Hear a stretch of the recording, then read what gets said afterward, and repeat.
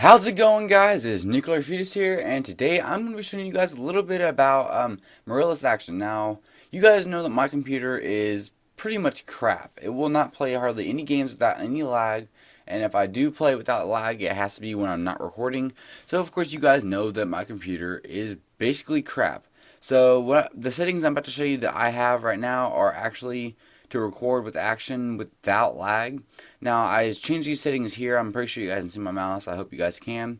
But with the video size, I normally have it down to 480, and this is usually the 30. I was just messing around with it. Now, of course, if you want a microphone, like your audio to be recorded, of course, you want to have your microphone plugged in to your USB. If it's USB microphone, make sure it's plugged in, and then make sure this is always recording. And of course, you might want to test it out a couple times here and there to make sure that it is actually working and is actually picking up the audio.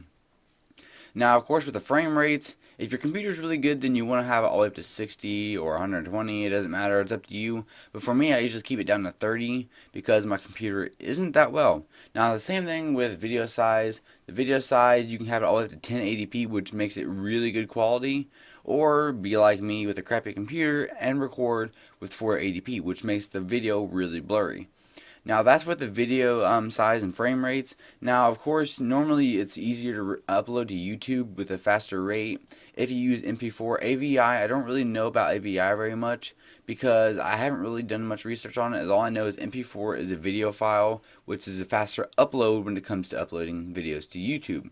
Now, of course, when you're playing a certain game, if you want it to automatically pick up the game video and audio and everything else, you can go ahead and click over here to where it says the gaming applications. So that means whenever you open up a game, it'll automatically switch over to the game and only record the game. And it will still record your audio, and it will record the game's audio.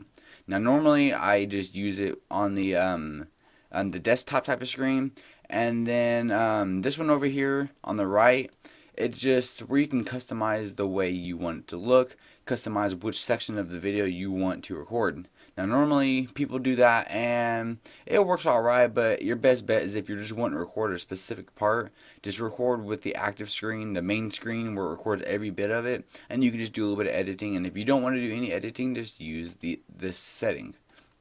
Now, on to live. Make sure I didn't skip anything right here. Now, the duration, I really do not know what that is for. I normally don't use it. Use perfect video match mode. I normally don't do that, which I probably should, but I really don't know what that means. So let's see what this means. Click on the question mark. I'll probably take me to Google, and right now I'm not connected to the internet, so I probably should not do that. Yes, it will take me to Google, so I'm just going to go ahead and close out of that. Record system sound. I'm assuming that means it would be recording the game sound, like the sound of the actual game. So I'll go ahead and keep that checked. I always have it checked. Never really do anything else. Allow multi-channel audio recording. I do not know what that does because I normally don't use it. All these settings you see right now is what I normally use. Now over to live. Of course, I'm not connected to the internet, so I can't really show you much about it. Now, before you want to live stream, before you do anything else, before it will connect to YouTube or Twitch or anything like that, you need to make sure this is checked off. So it will enable it to be able to connected to your live stream. Now, so right now it says not connected because, for one, I don't have internet connection right now, and for two, I'm not trying to live stream. So you want to come over here to Action Live Stream Settings, and you record streamed video to disk. I really don't know what that is. I don't know if I should have that checked or not. I haven't really messed around with much of this here. I just left it how it is whenever I installed it. And then auto reconnect. So that means if you have this enabled, no matter what you do, when you hit record, it will automatically start live streaming. It will not record, it will just automatically switch over to live stream, and you will be live on either YouTube or Twitch or whatever it is that you are using. Now, for me, of course, I normally don't live stream because my computer cannot handle it because I have an older computer, but I still have the settings set up for it because I get anything else to put in my computer to make it run faster or run better. So normally I have it at 480p just like normal, and 30 frames per second is which of course what I use to when I actually just record. Now, bitrate, I really don't know much about the bitrate. I know the guy, I watched a YouTube video and he says normally have that low to make it run faster or something like that. Now, broadcast settings where it says streaming service, you click on that and it will give you a list of things you can stream to. Now, with YouTube, of course, you have to go into the YouTube settings or dashboard and get your stream key. That will probably be another video. You get your stream key, and then you just place it right here. And normally this URL automatically pops up for you once it connects to your YouTube channel with your stream key. So it automatically does that for you. And once you have your stream key in, all you gotta do is click record. And once it connects to YouTube, it'll take at least a few seconds depending on how your computer and your internet speed is. Sometimes it'll take a few seconds, sometimes it'll take a minute or two to end up fully connecting to your YouTube or your Twitch. And of course, the same thing with Twitch. You can come over to Twitch TV or all these other things. I really don't know any of these other ones other than YouTube and Twitch. And of course, you can go to custom, put in your own URL. If you put in the URL for YouTube, it'll automatically connect to YouTube. And your stream key for YouTube, it'll automatically just take you to YouTube. So your best bet is just to be able to choose which one you are wanting to live stream to. So normally, if I was live stream, I would normally probably just do it to YouTube. Now, remote action, it's just for, there's an app on the Android and iOS. It's basically a remote controller. Now, I'm not really going to get into much of that. You download it to your phone, your Android, or your iOS. And then once you open it up, you can connect it wirelessly or with USB cord to your computer, and then you can basically control anything that happens on your action, your Mirillis action. You can control your recording and your audio and everything with the remote app on your phone. So I really don't do that because, well, I don't really see the need to. So with the audio recording, of course, you want to have that into MP4 audio instead of WAV, because WAV is kind of a confusing one for me. So I usually just keep that into MP4 audio, which basically that just connects it to the actual video itself. It doesn't record it into a separate file. It connects it with the video, and that's basically just all that really is. Allow multi-channel audio recording. I don't have that checked. I really don't know what that is. And recording sliced, I don't know. And with the microphone here, you have it always record on this one, but with this one you want it to be not recording. Because if you have both of them set, either it will not pick up your microphone, or it will overlay your audio and make it go back and forth, echoing back and forth, and it probably won't stop. I've had that problem a lot, and I figured out it was this because this was recording along with this one, so it was making two separate files, and it was playing them back to back, and it was making them echo. Now, benchmarking, I really don't know what benchmarking is. I don't ever use it really. I don't think I actually use it. I'm not 100% sure what it does or what it's for. So let's go on to the next one. Capture screenshot. Of course, if you just want to capture a screenshot, if you want a PNG, make a PNG. Or it doesn't really matter. So all you got to do is click that. And then there we go. You guys can see that when it loads up, there's a screenshot that I just took. Now, of course, there's different settings for different things, which I'll get to in a few moments. I'm going to come over to the final tab on this part.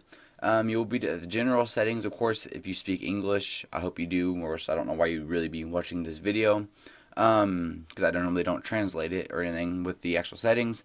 Make sure you have it on English or wherever you're from. If you speak Spanish or anything like that, make sure you have it on the right one. Application window is always on top, so that means if you open up, if you have this one checked, or right there, if you have that one checked, then whatever you have open, action will always appear on top.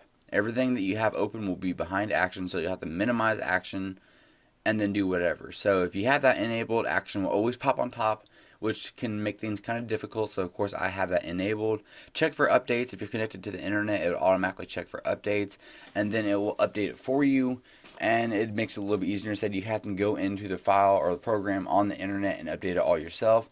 Start application on minimize to tray. I really have all these unlocked. I really don't know what any of these do. Run action on Windows startups. I mean, as soon as your computer starts up, action will start up.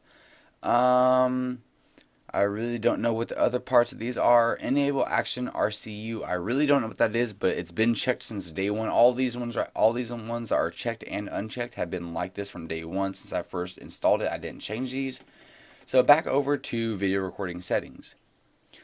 So what you want to do is, of course, I have video quality as low because my computer can't run very well. My bit rate for MP4 is a smaller file because if you have it way up here, it will be compressing a lot all at once, and it's harder for my computer to process it all. Input range, I really don't know what this does. I haven't really messed with it much. Use multi-recording or multi-core recording. If you have like a dual core processor, this right here would help because it uses two different ones. Usually if your computer has one core processor everything will be ran on it, and if you only have one, of course you can't really do multi-core processors. The multi-core processors basically helps your computer run a little bit smoother, and it runs different things on different processors. I don't really know how to explain it. I think I kind of messed up on trying to explain it. Now, record mouse cursor. Normally I use Action to record a game, so I normally don't record the mouse cursor, but if you're recording a how-to video, your best bet is to always have that enabled, because people like to actually be able to see what you're clicking on instead of seeing random things pop up. They would like to know what to click on to be able to bring whatever you brought up. So you want to click on that and make sure that's enabled so they can see your mouse. Visualize mouse clicks. I don't know if I have it enabled right now with what I'm recording with or not, which I'm recording with OBS. Visualize mouse cursor is basically every time you click, a little circle will bubble out from it so they can see exactly where you're clicking at, to make it a little bit easier for other people to see. Now, use overlay graphics. I don't normally do this. You can do the top left or top right or whatever, and I don't have a file put in here so it isn't showing up. Normally when you do that, it will automatically put a picture overlaid over your video. That's basically what that's for, and it doesn't ever work very well with Action. Even though my computer is so crap, it still works like the same for every any type of computer. It always just focuses on that one thing and makes everything blurry usually. Now over to recording mode for your webcam. Always record if you have webcam, which I'm not recording with Action right now, but I do have webcam. Now USB video device, that's what I have. I have a webcam that's plugged in with a USB cord. So of course mine would be USB, and of course if you have yours plugged in and it's not USB, it's something else, like with your AVI jacks or something like that, or something, you would want to click on that and find the one that you are using. If it's USB, then it should say USB before it. Now capture resolution, I usually just have mine set as default because I don't really want to mess around with mine. It just basically shows of how your video, your face cam video is. Now I'm going to open up this, and you guys will of course see my video or my face in another section, so wait for it to open up. It may take a moment, and it's probably not going to show it because I'm recording with another program that actually is enabling my face cam. So what you would want to do, your face cam would pop up anywhere on here. You could use this and move which position your face cam is on. And right now I would be making my face cam bigger or smaller, and then this right here would be basically showing where it is at. Of course, you guys can't see it because I'm recording with something else, and it's also using my face cam, so it will not enable this to be able to be used.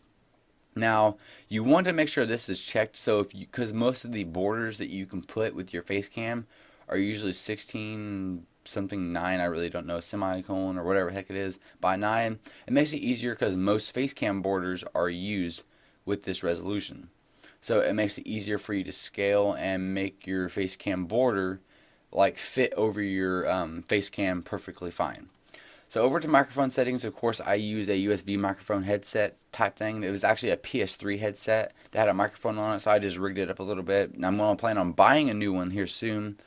Right now, of course, mine's a microphone USB chat headset, so that's what I have plugged in. Whatever you have, if you have the blue snowball or anything like that, you would want to find the name of your microphone right here and make sure that is plugged in. So if you have that on, you want to make sure you have your headset pulled up here before you can actually enable your audio, because it wouldn't really do you any good. Recording microphone into separate audio tracks, I really don't ever use that because I don't like editing much, especially with audio, because if you mess up, your words would be off from your voice, which is actually what I'm doing right now. I'm actually using OBS and Audacity to record my voice and my desktop, so I'm going to have to do a little bit of editing with that. But this right here will basically make a separate file with your voice in it, or your audio tracks, so you will have to edit your audio tracks into your video and make sure you align them together so your voice and your mouth would be moving together. So audio device, I really don't know what that is. I don't ever use that. I think it's where it shows it puts your audio out of your computer. So normally it would record the audio from your game with the actual program itself, but if you have this set to the headset, the audio would be coming out of the headset. If you have it set to the speakers, if you have speakers on your computer, it would be coming out of that. So I usually set that as default so it don't come out and echo back and forth. Now, audio balance and system sounds, that basically just tells you how loud your game is going to be when you record it. If you have this low, your microphone's going to be kind of loud. If you have this really high, your microphone's going to be really low. So you want to kind of even it out, test it out a little bit to see what works best for you. Now, bitrate, of course, like I said in the beginning, I really don't know what that is. Now, this right here, I really don't quite understand what it is. There's usually a overlay type thing that pops up on anything that you're recording. Basically tells you how long you're recording and what frames you're recording. So I've had these checked like this since day one. I really don't know what it does. So I really wouldn't mess around with this. I'll just leave it as it is. Now, export settings, use hardware acceleration for videos encoding. I'm guessing, I really don't know what that's for. I can't check it and I can't switch it. So export mouse cursor, export mouse clicker visualizations. So if you have your mouse cursor enabled so they can see it, you need to make sure you have these enabled. Because if you don't, either way, they're not going to be able to see your mouse, whether you export it or not. Upload settings, I really don't know what this is for. I don't ever use it. And then export output folder. This right here basically tells you where your videos will be going. Now, if I would to just click on this right here, it would take you to the actual browser folder on your computer to where all your things would be located. Or you can just go up into here real quick. Let me open this up. And then where's it at? We can go over the videos, and then here's the action folder, which it doesn't, I don't think it's set up right for me right now, but there's my action folder. So that's what it would actually be going into if you have this set up right. So after you have that set up, every time you record a video, it would automatically go to that folder. Now, I'm not going to do that because I normally don't record with action much anymore. I used to a lot, but not anymore since I found out about OBS, Open Broadcaster Studio, is actually what I'm using right now. Record video, these are the hotkeys, basically make it easier so you don't have to open up action every time you want to pause a video or stop a video or even start it. Recording video right now, mine would be number 7, so if I hit 7, it would start recording with action. Record audio, which it automatically does anyways, unless you want to just switch around a little bit. It'd be F10, F11 for benchmarking, capture screenshot would be F12. And basically, you just go ahead and look through these and see which ones you want. If you want your microphone to be enabled or disabled, you would hit F4 to switch on and off your microphone. Pause and record, mine would be number 8. So 7 and 8 are to record and pause my videos. So you can go ahead and click on the next arrow to go to the next what's it called? Page. Yeah.